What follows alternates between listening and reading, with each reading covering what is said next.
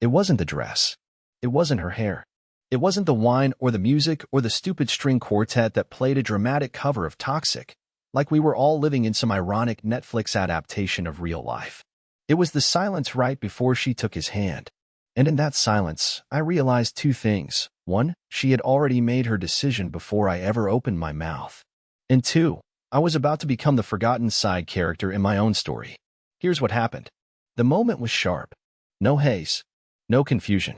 Just polished marble under my shoes, an air vent buzzing above the dessert table, and my voice dry, shaking, but loud enough. One more dance with him, I said. And I'm gone. She stared at me. Not surprised. Not embarrassed. Just annoyed, like I'd interrupted a private joke. And then she chose. Now, if you're reading this expecting a romantic twist, a last-minute apology, or some poetic regret, let me save you the trouble. That's not what happened. What happened was worse, because it was so mundane, so intentional. She turned to him, this perfectly built, cologne-soaked caricature of a man, and smiled. They walked toward the center of the floor while a cover of some indie love song started playing like the night had a script. The chandelier above them didn't even flicker. I stood there like an idiot, like a husband, watching my wife drift further from me with every sway of her body against his. I wish I could tell you I left immediately. I didn't. I stayed long enough to see her head rest against his shoulder, long enough to notice her eyes closed, as if she felt safe there. But here's the part that still makes my teeth ache. No one around us seemed shocked. Not our coworkers. Not our mutual friends. It was like everyone else had already been watching the fall. I was just the last one too blind to see the landing coming.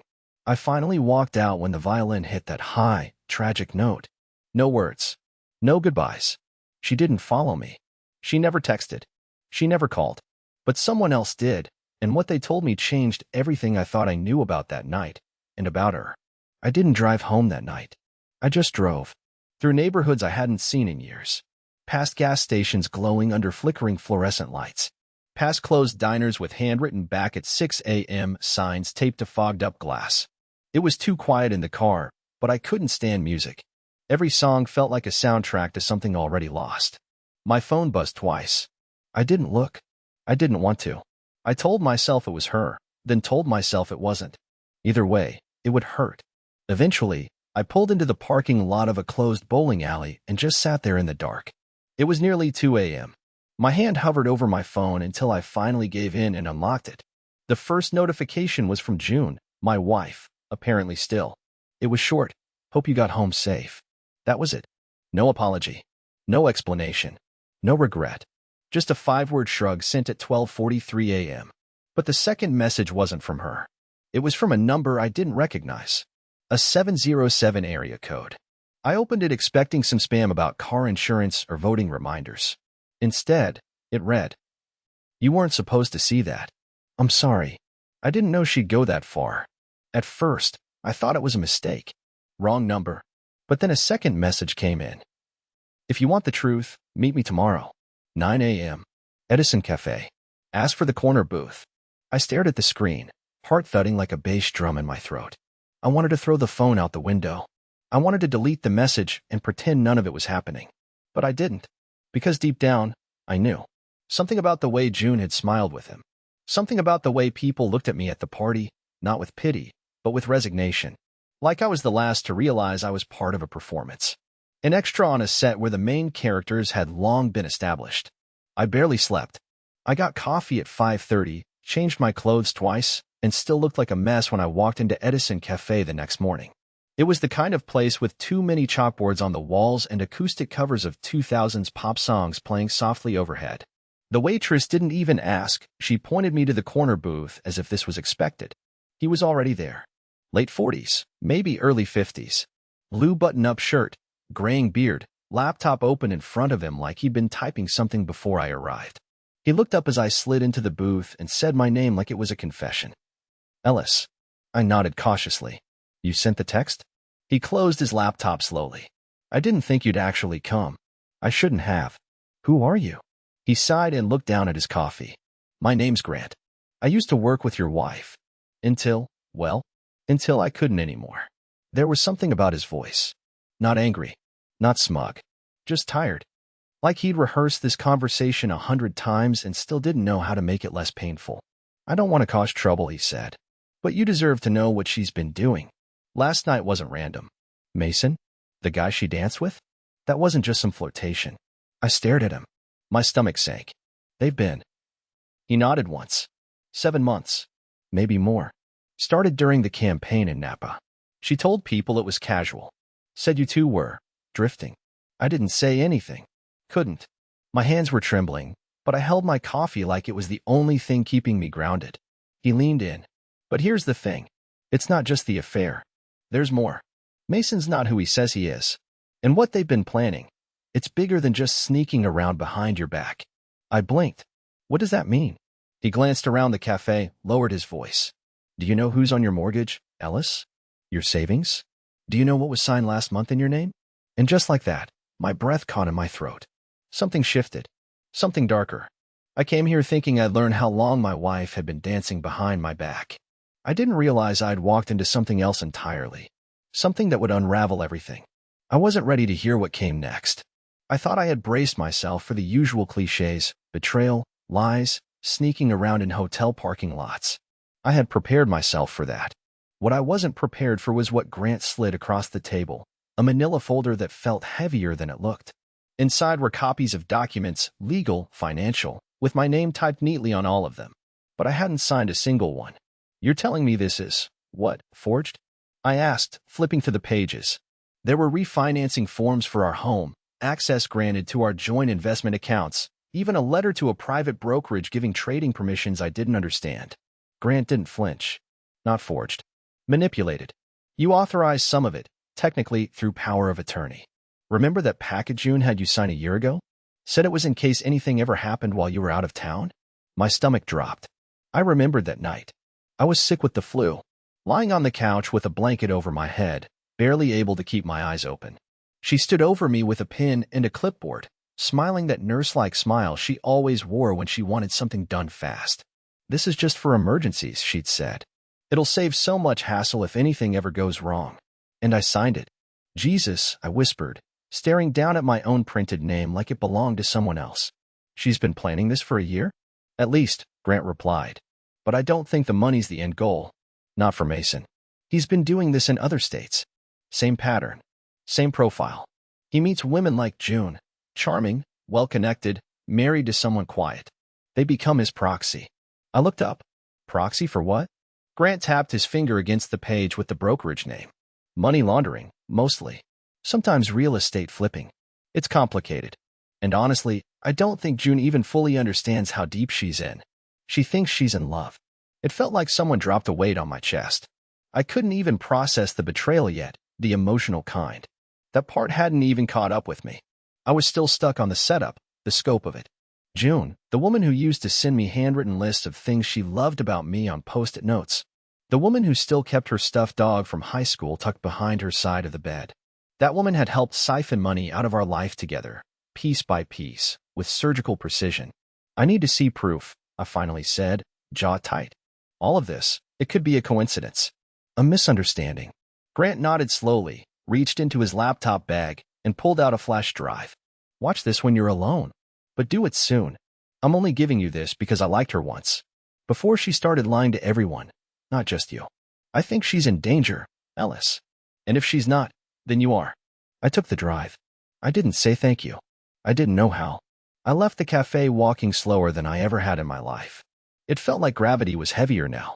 Like the air knew what I had just learned and was pushing down on my shoulders to keep me from floating off in panic.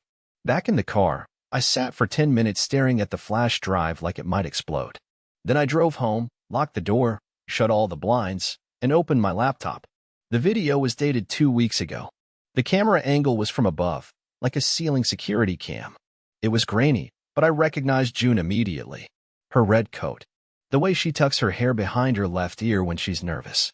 She was sitting in a hotel lounge, alone at first. Then Mason entered the frame. He slid into the booth beside her. They didn't kiss. They didn't even touch. But what they did do chilled me to the bone. They passed a USB drive under the table. Then she handed him a folder. He flipped through it quickly, smiled, shook her hand. Then she whispered something. The mic couldn't pick it up, but the camera caught her lips. And I swear, I'll never forget what I saw her mouth. He won't know a thing. I paused the video. My face felt hot, my chest hollow. All I could hear was my own heartbeat, and the sound of something inside me breaking. I thought I had reached the bottom, but I was wrong. There was still so much more to fall. I didn't sleep that night, not even for a minute. I kept replaying the video in my mind. The flash of that red coat, the tilt of her head, the unmistakable curve of her lips as she whispered those 5 words. He won't know a thing. It wasn't just the betrayal that broke me. It was the casual confidence. Like she was ordering coffee, not dismantling the life we had built for 15 years. At 4:17 a.m., I got up and pulled the fireproof box from the back of our bedroom closet. The one where we kept old tax documents, car titles, and the stupid little emergency plan we'd once written during a tornado warning years ago. I wanted to believe there had been some mistake, that this wasn't real, that maybe Grant had faked the video, that maybe I was in the middle of some unhinged misunderstanding. But as I combed through paperwork, account numbers, and records I hadn't looked at in years, it became clearer. This was real. And she'd been preparing for months. I found a stack of bank statements, some I didn't recognize. A joint account I hadn't touched since we opened it. But someone had. Quiet withdrawals, always under $500 to avoid alerts, spread out over 8 months. They added up to over $42,000. Not a huge amount if you don't look closely. But we weren't rich. That money mattered. It was supposed to be for our deck renovation. For the vacation we kept putting off. For us. And she had drained it like it was spare change in a tip jar. By sunrise, I was beyond numb. My eyes burned, my hands felt foreign. I stumbled into the kitchen and made coffee out of pure habit, nearly gagging at the taste. And then, as I stared blankly at our fridge, something caught my eye. June's calendar, the one she kept on the side panel of the fridge with colorful little stickers and handwritten reminders. I had never paid it much attention, but now I leaned in. Dates with hearts on them. A few weekends marked with client retreat or wine showcase. I remembered those weekends. I remembered staying home alone, eating microwave dinners, texting her goodnight while she sent back vague replies. One weekend in particular stood out. February 9th to 11th. She had called it a Women's Leadership Summit in Denver. But in the corner, faint in pencil, was a note I'd never noticed before. M plus J equals room 214. It hit me like a punch to the chest. She wasn't hiding it from me. She was just confident I'd never look close enough to see it. I pulled out my phone and scrolled through our text history from that weekend. She'd sent me a photo of a room service tray, a bowl of fruit, and a bottle of water, with the caption, "Early night, long day tomorrow." It was all a performance. She sent me props while someone else lay in her bed. Something inside me snapped. Not with rage. I don't have that kind of fire. It was quieter. A low, hollow thud of finality. I felt like a man watching his house burn down from the inside, while still sitting on the couch. And then the door opened. June walked in. She was wearing gym clothes, earbuds in, ponytail bouncing like it was any other Tuesday. She dropped her bag on the table and grabbed a bottle of water from the fridge without even looking at me. "Morning," she said casually, voice light. "Did you get my text last night?" I didn't see your reply. I stared at her, holding that damn calendar in my hand. She finally glanced at me and froze. Her eyes flicked to what I was holding. She saw the pencil note, the faint curve of the heart. Something shifted in her face. Not fear, not guilt, just annoyance. "You went through my stuff?" That's what she said. That was her opening line. I didn't answer. I couldn't. I just walked past her, the calendar still in my hand, and headed toward the guest room. I closed the door, locked it, and sat on the bed, trying to keep my breathing steady. Through the thin walls, I heard her pacing. Then silence. Then a knock. "Ellis," she said, voice carefully measured. "We can talk about this. Just don't overreact, okay? Please." I didn't respond. Because I wasn't going to overreact. I was going to figure out everything. And when I did, when I understood just how deep this went, I'd decide exactly what she deserved to lose. And believe me, it wouldn't just be me. I stayed in that guest room all day. Didn't shower. Didn't eat. I didn't even check my phone except to turn off the ringer. I just sat there, unraveling everything I thought I knew. June knocked a few more times that morning, then gave up and left the house around noon. I heard her heels click down the hallway, the door slam, and then silence again. But it wasn't peaceful. It was the kind of silence you only hear in a place that used to be safe but now feels infected. I waited an hour after she left. I needed to be sure she was really gone. Then I moved fast. I didn't have a plan. Not yet. Just instincts, desperation, and the rising need to know. I went to our shared office, where we kept the paperwork and her old laptop. She mostly used her work computer now, but this one was still here, barely touched since we bought it. The login screen glowed at me. I typed in the password I had watched her enter 100 times without thinking. Her high school mascot and graduation year. She never changed it. I was in. At first, there was nothing suspicious. Just photos, old Word docs, some tax files. But then I found a folder labeled Miscellaneous. It was tucked into a subdirectory titled Receipts and Bills, like it was trying not to be noticed. Inside that folder were PDFs, dozens of them, and a few videos. My stomach turned as I opened the first document. It was a scan lease agreement for a one-bedroom apartment in San Mateo, rented under the name Marla Jensen, which wasn't her name, but the birth date matched June's. The signature was slanted differently, but it was her handwriting. She had rented a second place, secretly, paid for in cash. And I had no idea. The next file was a photo. Her, standing on the balcony of that apartment, holding a coffee mug, wearing a T-shirt I'd never seen before. Mason was behind her, his hand around her waist like he owned it. She was laughing, eyes closed, head tilted back, the kind of laugh you don't fake. I should have closed the laptop, but I couldn't. There was a video labeled for Sunday. My hand trembled as I opened it. They were at that apartment again. Different clothes, different time. June was setting up a camera on a tripod. She adjusted the angle, walked back, and sat on the couch next to Mason.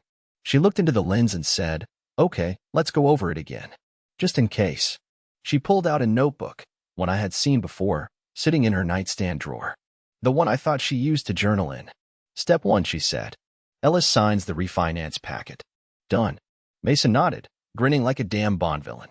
"Step 2, you get access to the equity line through the power of attorney." "Step 3, June continued, we move the funds into the shell account. I keep telling him we're using it to remodel the kitchen. He thinks we're just saving up." "Step 4, Mason added, once the funds clear and I'm officially on the West Coast team, we disappear for a few months. By the time he figures out the money's gone, it's all been moved again." June smirked. "Ellis won't fight it," she said. "He folds.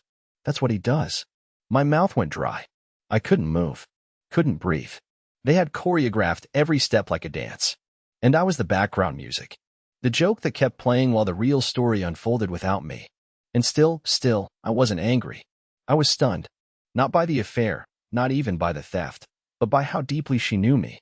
How perfectly she counted on me not doing anything. They were right. I did fold. I always let her win the argument. I always gave her the benefit of the doubt. I was quiet, patient, understanding, and she had used that as the soft soil in which to bury me. I shut the laptop and sat back. For the first time in days, I could feel something rising up through the numbness. It wasn't rage. Not yet. It was purpose. They thought I was too soft to notice. Too soft to react. Too soft to matter. They had no idea what I was capable of when pushed to the edge. And I had just reached the edge. I didn't leave the house for almost 2 days after that. I turned off the lights, kept the blinds drawn, and barely spoke a word. Not because I was scared, and not because I was grieving, no. Those things had already burned through me like wildfire. What was left was something colder. Focused. I wasn't mourning my marriage anymore. I was dissecting it. Every text, every receipt, every weird weekend she had said she was networking, I went through them all. I built a timeline. I made a spreadsheet. It felt obsessive at first, even pathetic. But the more I uncovered, the more it stopped feeling like self-punishment and started feeling like strategy. On Thursday afternoon, I finally left the house. I didn't shower or change clothes. I just grabbed her spare keys from the drawer and drove across town to the address listed on that lease I'd found in her files. I needed to see it for myself, the apartment in San Mateo. I don't know what I expected. A shrine to their romance? Evidence of my existence packed in boxes? Maybe even a confrontation, something violent and messy. What I found instead was a for rent sign already hanging on the balcony. I parked a few blocks away and waited. An hour passed. Then 2. Nothing. Finally, I walked up and rang the buzzer. No answer. The mailbox had a small label on it still, Jensen. Same fake last name. I peered into the window near the entrance. The apartment was empty, unfurnished, swept clean. But on the floor, barely visible behind the glass, was a single cardboard box. Someone had left in a hurry. When I got back into the car, I noticed a storage facility across the street. One of those bland beige complexes with rows of numbered metal doors. My gut told me to check it. So I did. I walked into the office, pretending to be someone I wasn't entirely sure I could pull off. I said I was helping my wife, Marla Jensen, relocate and that she might have forgotten which unit was hers. The manager, a lanky man with more beard than face, asked for ID. I handed him June's spare keycard from the glove box.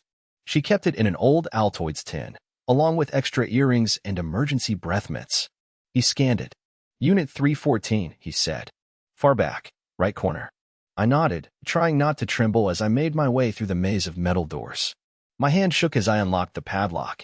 The door groaned open, and I swear, for a second, I thought I smelled her perfume. Inside were 4 boxes, neatly stacked, 1 duffel bag, and a small fireproof safe. I didn't open anything at first. I just stood there in the doorway, staring, like I was looking at the bones of someone I used to know. Then I stepped inside and opened the first box. Documents. Not ours. Different names. Tax records, fake IDs, credit cards under aliases. I took a photo of every single one. The second box was clothes. All high-end. All new. Tags still on many of them. Stuff she never wore around me, flashier, sexier. Clothes for someone who wasn't pretending to be a supportive wife with book club dinners and PTO meetings. The third box hit harder. It had photos. Some of her and Mason. Some of just him. Posing in various cities. Airports. Hotel rooms. There were copies of passports, boarding passes, and a notebook filled with flight numbers and dollar amounts. They weren't running away. They were preparing. They had a whole system. A plan. Multiple exit strategies depending on how fast I caught on. And apparently, this storage unit was one of the fallback points. But the fourth box, that one was different. It held things from our life. A framed photo of us on our 5th anniversary. A ticket stub from the outdoor concert where we'd first said, I love you. A letter I wrote her during a rough patch in year 7, the one where I told her I'd never give up on us. She had kept it. Not thrown it away. Stored it. Packed it like it mattered. I didn't know what to make of that. I still don't. The safe was last. I tried every pin I could think of, her birthday, our wedding date, even Mason's birthday. Yeah, I looked it up. Nothing worked. I was about to leave it when I remembered the date I saw on her calendar, the one that said M+J = room 214. February 9th. Click. Inside were stacks of envelopes, bound with rubber bands. Cash. At least 20 grand, maybe more.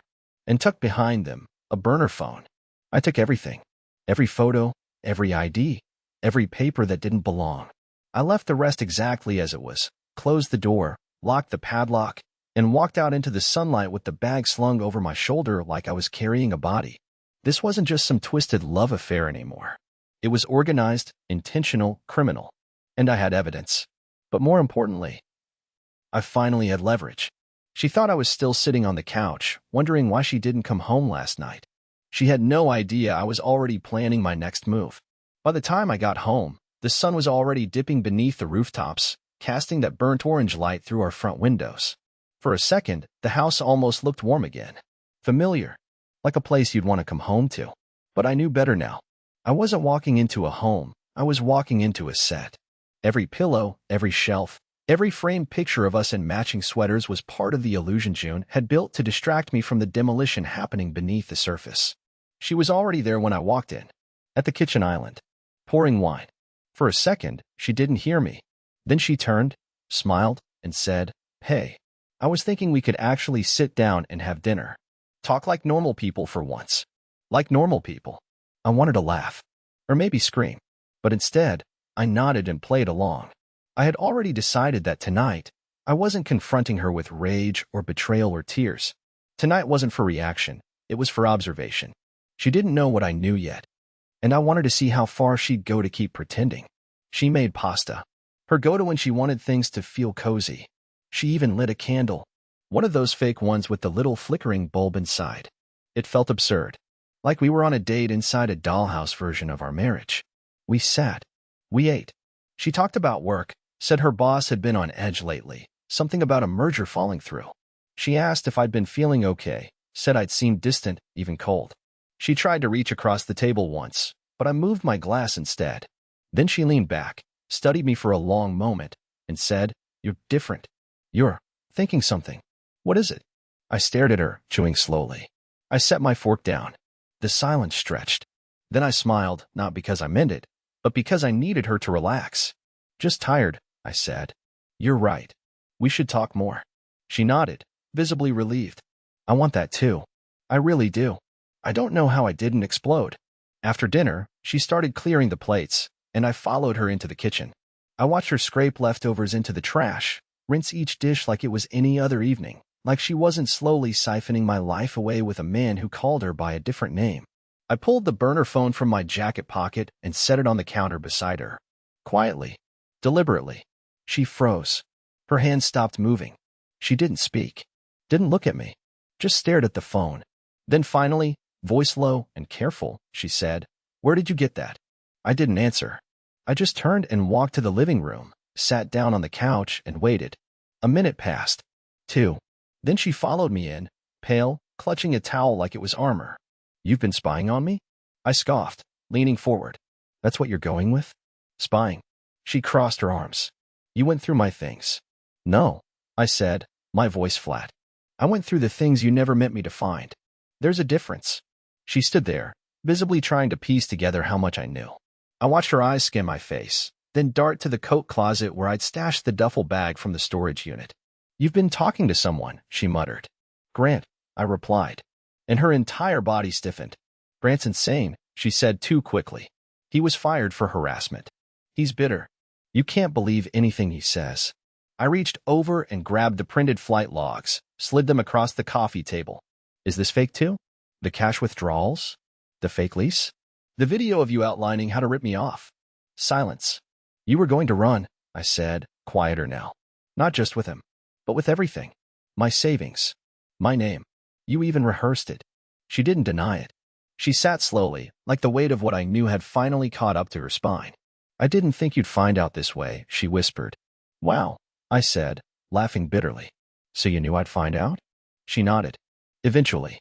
I just hoped by then you'd be okay." "Be okay with what?" "Being erased." "No," she said, finally looking at me. "Being free." That stopped me cold. "Free. You were never going to leave me," she said. "Even when we were miserable. Even when I was slipping away. You'd still make me coffee every morning, ask how my day was, try to fix everything like it was your fault. I needed you to let go, Ellis. And you wouldn't. So instead you decided to destroy me?" I said, my voice cracking now. She shook her head, tears finally forming. "No. I thought I could take just enough to start over. I didn't want to ruin you. I just didn't want to be trapped anymore." That word echoed in my skull. Trapped. Like I had been some prison cell she'd dressed and throw pillows and anniversary cards.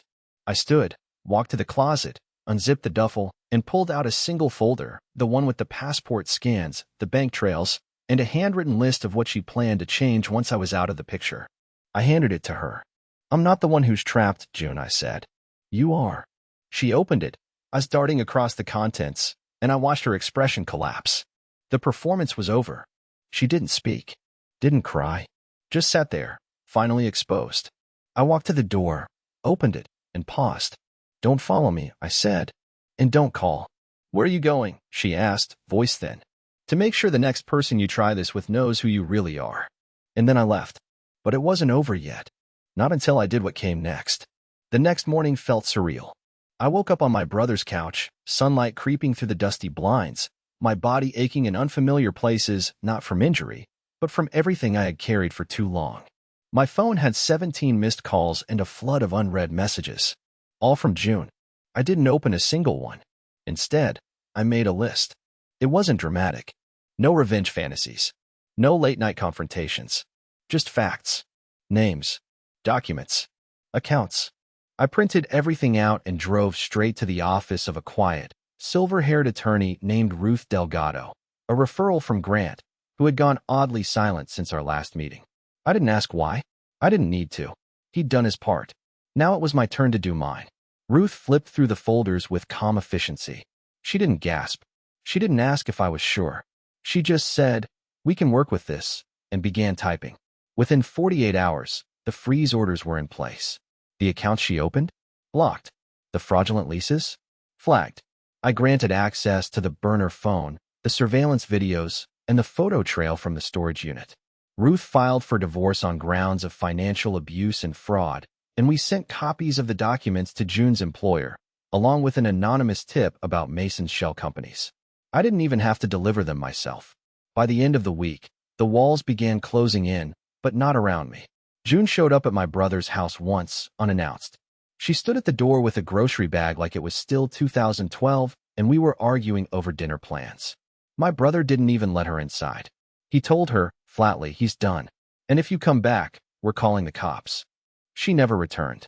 Later, I learned Mason had gone missing, not in the dramatic way, but in the calculated, cold way only men like him know how to disappear. The accounts he used? Frozen. The ID trail he left behind? Exposed. Ruth connected with another firm tracking his previous aliases. He was wanted in 2 other states, and thanks to June's own files, we'd handed investigators a blueprint. I thought I'd feel satisfied. Instead, I just felt free. No yelling. No closure speeches. No begging. Just quiet. Real, unbroken quiet.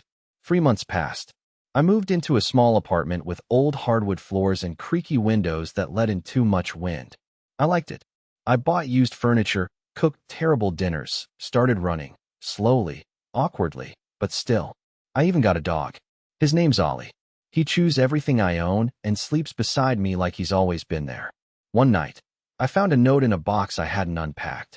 It was from June, one of those old napkin love notes she used to leave in my lunch bag when we were still new. It read, "You make everything feel safe." I folded it once, twice, then dropped it into the trash without a second thought. Because I've learned something now, love isn't about safety. It's about honesty, respect, and presence. And she had none of those to give. But I do. To myself. To the people I choose next. To the version of me that didn't fold. I didn't win by hurting her. I won by leaving.